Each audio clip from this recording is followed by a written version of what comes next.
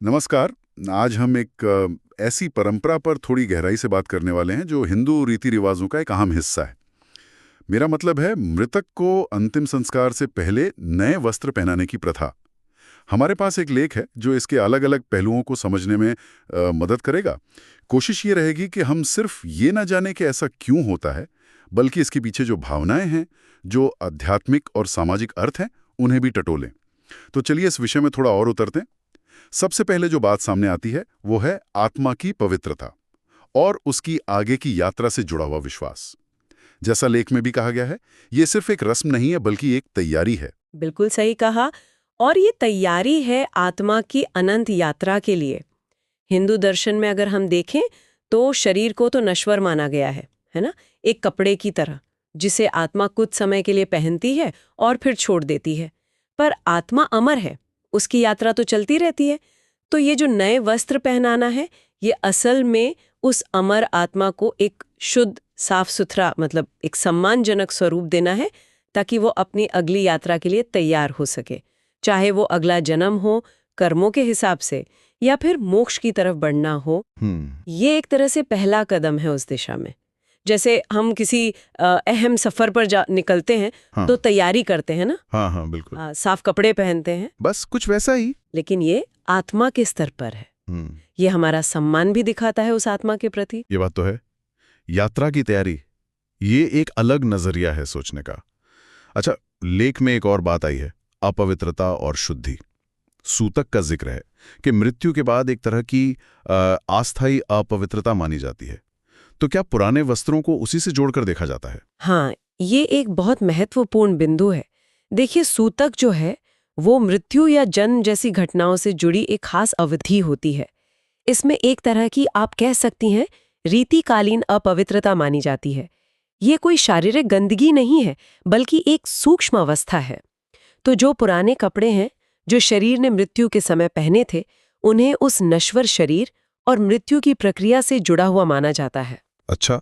इसीलिए उन वस्त्रों को हटाकर नए, धुले हुए, पवित्र वस्त्र पहनाना एक तरह का प्रतीकात्मक शुद्धिकरण है, सिंबॉलिक प्यूरिफिकेशन। ये दिखाता है कि देखो, पुराना जीवन जो नश्वर था वो खत्म हो गया, उससे जुड़ी जो भी अशुद्धियां थीं वो पीछे रह गईं, और आत्मा अब एक नई, एक शुद्ध अवस्था में आगे बढ़ रही है। ये जन्म मृत्यु के चक्र का भी एक बड़ा सुंदर चित्रण है अगर आप देखें तो। पुराने का अंत और नए की शुरुआत। यानी ये सिर्फ बाहर की सफाई नहीं है, बल्कि एक गहरे सिंबॉलिक लेवल पर शुद्धिकरण है। ये सूतक का विचार, क्या ये सिर्फ वस्त्रों तक ही है या इसका असर परिवार पर भी होता है? नहीं, सूतक का असर बिल्कुल परिवार पर भी माना जाता है। इसीलिए तो मृत्यु के बाद कुछ दिनों तक परिवार के लोग कई सामाजिक, धार्मिक कामों से दूर रहते हैं, सादा जीवन जीते हैं। वो शोक का समय तो होता ही है, साथ ही वो उस अस्थायी अशुद्धि की अवधि को भी दिखाता है। अच्छा, हाँ। तो मृतक को नए वस्त्र पहनाना भी उस प्रक्रिया का ही एक हिस्सा है। ये दिवंगत आत्मा के साथ साथ परिवार को भी धीरे धीरे सामान्य स्थिति में लौटने में मदद करता है। एक तरह की सीमा तय करता है, पुराने जीवन का अंत और अब नई शुरुआत। ये स्पष्ट हुआ। अच्छा, अब अगर हम धार्मिक ग्रंथों की बात करें, क्या हमारे जो प्राचीन ग्रंथ हैं उनमें भी इस प्रथा का कोई जिक्र या आधार मिलता है? स्रोत में गरुड़ पुराण और अग्नि पुराण का नाम लिया गया है। हाँ, बिल्कुल मिलता है। गरुड़ पुराण तो खास तौर पर मृत्यु के बाद की जो प्रक्रियाएं हैं और आत्मा की यात्रा है, उसका बहुत विस्तार से वर्णन करता है। इन ग्रंथों में ये बताया गया है कि मृत्यु के बाद आत्मा एक सूक्ष्म शरीर में यमलोक की यात्रा करती है। यमलोक यानी जहां धर्मराज यमराज है? हाँ, वही, जहां कर्मों का लेखा जोखा होता है। वहां आत्मा को अपने जीवन भर के कर्मों के हिसाब से न्याय के लिए यमराज के सामने जाना होता है। तो मान्यता ये है, और ग्रंथ भी यही कहते हैं, कि आत्मा को सम्मानजनक, पवित्र वस्त्रों में भेजना एक पुण्य का काम है।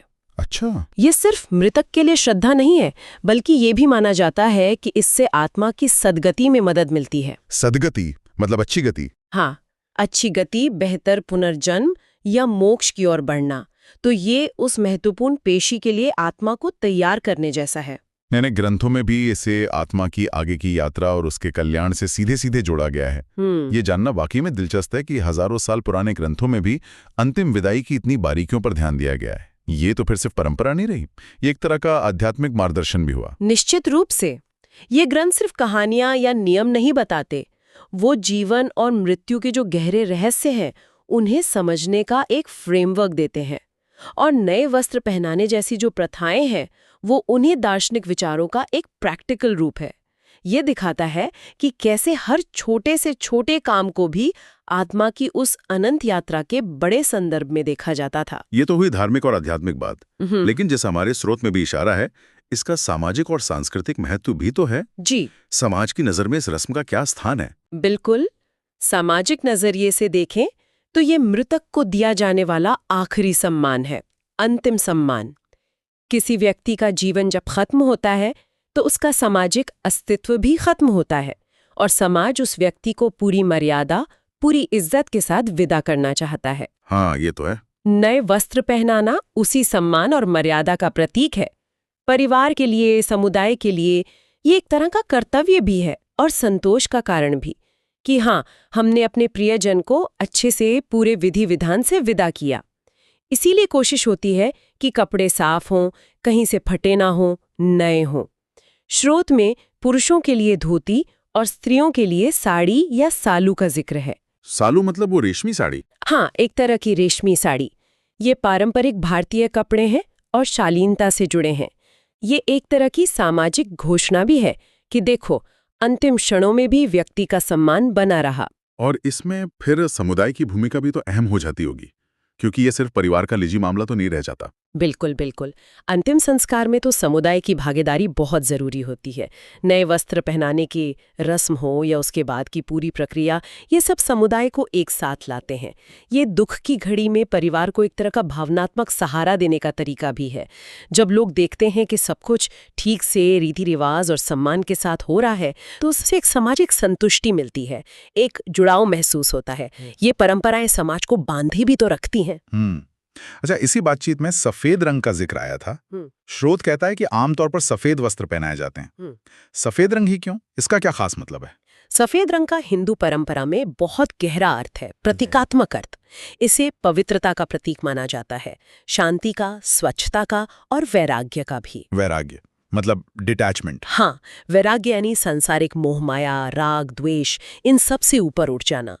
तो मृतक को सफेद वस्त्र पहनाना ये दिखाता है कि आत्मा अब जीवन के सभी रंगों से, सुख दुख, मोह माया, रिश्ते नाते, इन सारे बंधनों से मुक्त हो गई है। अच्छा, वो अब सांसारिक शोर शराबे से दूर परम शांति की ओर जा रही है।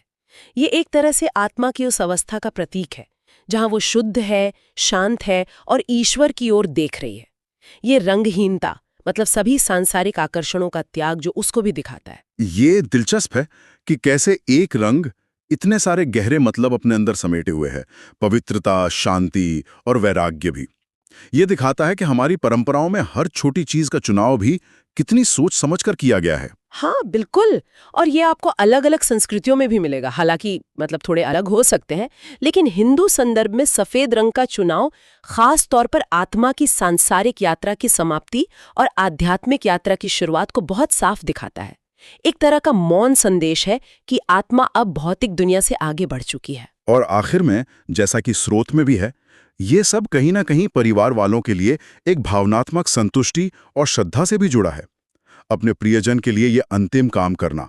निश्चित रूप से, और ये पहलू शायद सबसे मानवीय है और शायद सबसे जरूरी भी। किसी अपने को खोना एक बहुत बड़ा सदमा होता है। उस दुख और अवसाद के बीच ये जो अंतिम संस्कार की रस्में हैं, जिनमें नए वस्त्र पहनाना भी शामिल है, ये परिवार को एक ढांचा देती हैं, एक कर्तव्य का एहसास कराती हैं। अपने हाथों से अपने प्रियजन को आखिरी बार तैयार करना, उन्हें सम्मान से विदा करना, ये एक बहुत ही निजी और भावनात्मक क्रिया है।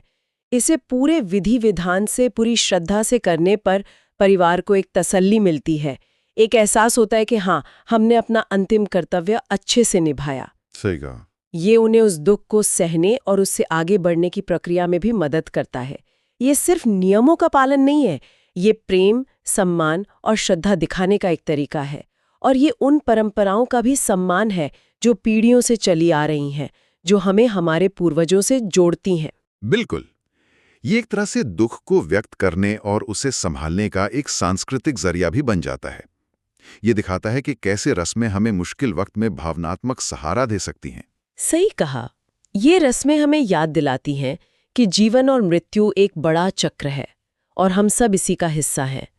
ये हमें उस अंतिम सच को स्वीकार करने और उसे सम्मान देने में मदद करती हैं। तो आज की इस चर्चा में हमने देखा कि मृतक को नए वस्त्र पहनाने की ये प्रथा, जो शायद ऊपर से देखने में एक साधारण सी रीति लगे, असल में कितनी गहरी और बहुआयामी है। हाँ, इसमें आत्मा की शुद्धि है, उसकी अगली यात्रा का सम्मान है, सूतक जैसी अस्थायी अपवित्रता से शुद्धि का प्रतीकवाद है, प्राचीन धार्मिक ग्रंथों का ठोस आधार है, सामाजिक मर्यादा और अंतिम सम्मान की बात है। सफेद रंग के जरिए पवित्रता और वैराग्य का संकेत है, बिल्कुल। और सबसे बढ़कर परिवार के लिए ये एक भावनात्मक संतुष्टि और अपने प्रियजन के प्रति श्रद्धा दिखाने का एक गहरा माध्यम है।